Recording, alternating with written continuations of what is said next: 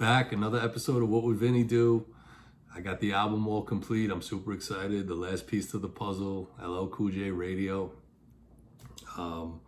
Unfortunately, it didn't fit in the picture frame, so I had to cut the album cover, which kind of hurt my heart. But I ordered another one, so I have another one. So the one that I cut is up and made it fit into the frame. I did not know, I learned something today, not all albums are the same size. So LL Cool J Radio, it was the last piece. That was a big album growing up for me in the 80s. LL, Run DMC, the people who I have up there. LL, Run DMC, the Beastie Boys, Eric B. and Rakim, KRS-One. To me, those guys were the pioneers of hip hop. And when you hear a list of best rappers people talk about, a lot of people mention Biggie and Tupac, and I love Biggie, I love Tupac. I like Biggie better than Tupac, but people mention them as the top, Eminem, as the top guys. To me, the rappers from the 80s are highly underrated. To me, KRS and Rakim are two of the best ever. They kind of KRS invented gangster rap, so-called gangster rap, and the Criminal Minded album. Like, for me, if those guys paved the way for these other guys, so I give them respect. The Beastie Boys, everybody knows I love the Beastie Boys. Saw them in concert twice, amazing. Rest in peace to MCA. Run DMC is the Beatles. To hip hop, if you think about music, they're the Beatles of hip hop, and they weren't the first rappers. Everybody knows like Sugar Hill Gang and other people were before them, but they were the first rappers to really make an impact where it became something really big. And that's why they're up on the wall. And for me, music, I mean, for everybody, music. Sipping on a new scotch tonight. It's Oban. It's spelled O-B-A-N, but I think it's called Oban from what I understand. A friend of mine told me that's the way you say it. She was in Scotland and she learned the right way to say it's Oban. It really doesn't matter to me how you say it. If it tastes good, that's what's important to me, and it tastes good. So scotch, I'm a big scotch guy now. My go-to has been Glenlivet 18. So, but I like trying different stuff. And anybody watching, if you got some scotches that you recommend, I would love to try some new stuff. I tried somebody recommended something for me last week that I tried, Balvenie. It's Caribbean cask, so it's made a little differently, and it was good. Actually, Pat Gallo from my real estate team got me a gift. It was a Japanese scotch. Now I'm not going to remember the name, of course, but it was really smooth. So Pat, if you're listening, that was a good gift. I'll take another bottle whenever you're ready. Okashi, that was it. Very smooth, Japanese scotch. Rye, Bullet. I make some awesome old fashioned. Whoever likes old fashions, I probably make the best old fashioned. So, yeah. So back to the hip hop. For me, growing up, and when these rappers that I picked to be on the wall, and these artists, and there's other artists. I have Nirvana, Billy Joel, Sublime. That album just came. I love that album. I played the hell out of that album. I always talk about this with my friends, that we were lucky growing up. Hip hop, I don't know if you remember, like, it was supposed to be a fad and go away, and to witness something, a different style of music, to be a part of that when it's first created is pretty cool. And then for us, for me, myself, and my friends, obviously that are in my age group, to have it happen twice, because then I still remember the first time I heard Nirvana. I heard Smells Like Teen Spirit. I was in my boy Jimmy Void's house. Shout out to Jimmy Void. He's got a show, Sitting Down Talking Truth with Jimmy Void. Check him out. Subscribe. But I was in his house, and I remember the video being on, Smells Like Teen Spirit. I was like mesmerized. Like, they were in the gym, and the janitor was mopping, and the beat, and then Kurt Cobain started singing, and the lyrics were just raw to me, and it kind of reminded me of hip hop, and just his passion about what he was doing, and it brought me back to rock music and Pearl Jam and Alice in Chains and Soundgarden and all that stuff.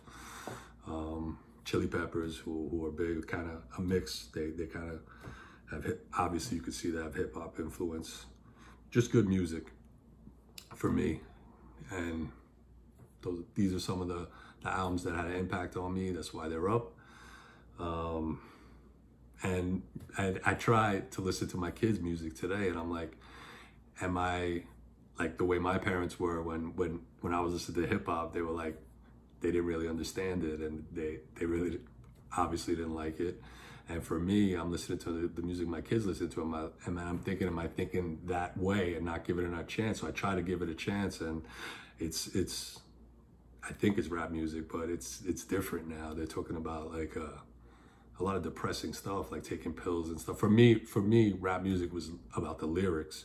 I mean, Nas was another big one, and just partying. The Beastie Boys, Run DMC LL was part, but they were lyrical as well. Eminem and Nas, and just hearing the lyrics in the song for me meant a lot. So when I hear the songs my kids are listening to, they don't sound as lyrical. So it kind of it's not really what I'm into.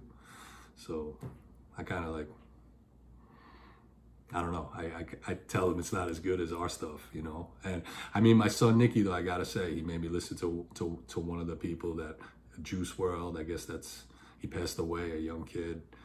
He was on one of Eminem's songs, Godzilla, and he made me listen to him freestyling on a Tim Westwood show online on YouTube. And I guess a lot of people go on and freestyle. Freestyle is when you're just making up stuff as it goes, and it's called off the top of your head. And I listened to the freestyle he did it for like an hour, and I gotta tell you, I've been listening to hip hop for a long time, like I said, since the beginning, and I've never heard anybody as good as him as freestyle. Like, I didn't really love his songs. Again, I didn't like the content. I thought it was a lot of depressing stuff, talking about pills and stuff. But when I heard that freestyle, I definitely have a different respect for him. Check it out. He freestyles for an hour, making stuff off his head, and it's pretty amazing. It's better than some rappers when they actually write songs. So I definitely had a respect for him. I mean, there's some stuff that I listen to. What's the Jack Harlow, What's Poppin'? That's pretty cool. But I guess I'm old school. That's why I like the old school stuff. And that's what it is. So I'm happy the wall's finished. I got some amazing guests lined up for What Would Vinny Do. I got my man John Kelly coming on, mortgage broker extraordinaire. He actually helped me get my house here, and it was pretty funny. We went down to the wire. It was the day, I had like one day to get the deal done. I was in Disney World with my kids. I took my daughter there for her 16th birthday, and he's out to dinner, and he's calling me at 9 at night, and he's like, if we don't get this in tonight, we're gonna have a problem. Like, we needed to get some paperwork in, and it was, you know, it took a lot to get it done, and I appreciate him for getting it done for me. And I'm gonna have him on. So if you're another realtor, if you're another realtor, and if you're just looking to buy a house and you want to know the process, I'm gonna just ask him some. It's gonna be good. It's gonna be informative. I'm gonna ask him some questions. I've had him on before, and it's gonna definitely be good. He's great at what he does, and that's why I refer him. Like, I use him myself. For me, when I don't know, some people refer people for different reasons. When I refer people in my business, which is real estate, it's because I know they're gonna get the job done. If I refer a lawyer, if I refer a loan officer, an inspector, it's because I know they're good at what they do, and they're gonna help us get you the house. And if there's a problem, we're gonna talk on a Sunday. We're gonna talk on late nights, and we're gonna figure out how to solve the problem. And they've been through, and a lot of people anybody I'm gonna refer, it's experience. That's an important part of this job, experience, and just that's how you learn stuff, going through stuff. And so that's kind of, I noticed that in this business, some people will say, I'm using this mortgage because it's free, and I work, it comes with my job, or I have my money in a certain bank, so I'm going to use this bank.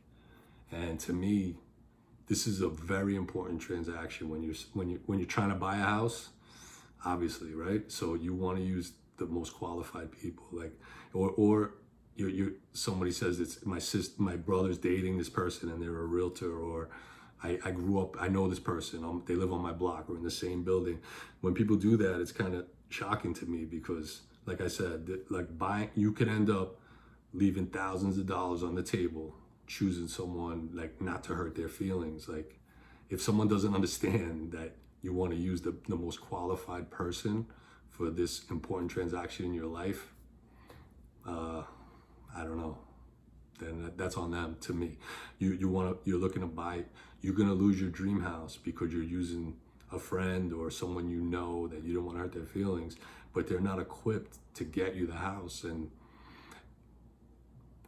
working as a buyer agent, especially in these conditions, if I can tell, I've been doing this a while, I'm listing a lot of houses, right? So when I list a house now, for the last, over the last 3 years, a lot of times there's multiple offer situations, and I can tell who the good realtors are by the offers that are coming in. And what that means is sometimes your realtor thinks his job is to get you a discount on a house. And when that's not what your job is. Your job is to get you the house. And I can tell which realtors have experience and understand the market conditions by the bid that they put in and how they carry themselves. So it's important. Like I said, this is not like a small thing. You're looking to buy your dream house for your family. You're looking to sell your house to set yourself up for the rest of your life. Like, use someone that's qualified. Check their resume, check their past experience, make sure that they specialize in the area where you live. It's important. It's an important transaction in your life, and you definitely need to do your homework, and don't worry about who you're gonna offend when it comes to stuff like that. So I got my man John Kelly on, like I said, the Wolf of Mortgages. I'm gonna just ask him questions about the process. So if you're looking to buy a house, it'll be great to be on. If you're looking if you're a lender, come on, and maybe you could. I mean, the guy closes a lot of deals. It's gonna be very informative. I got a Don and Vanessa, one of my favorite realtor couples.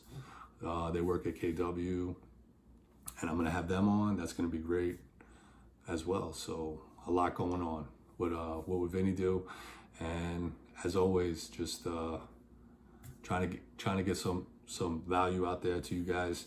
I appreciate everyone listening. Give us a like, subscribe, and keep doing what you're doing. Thanks again. Talk to you soon.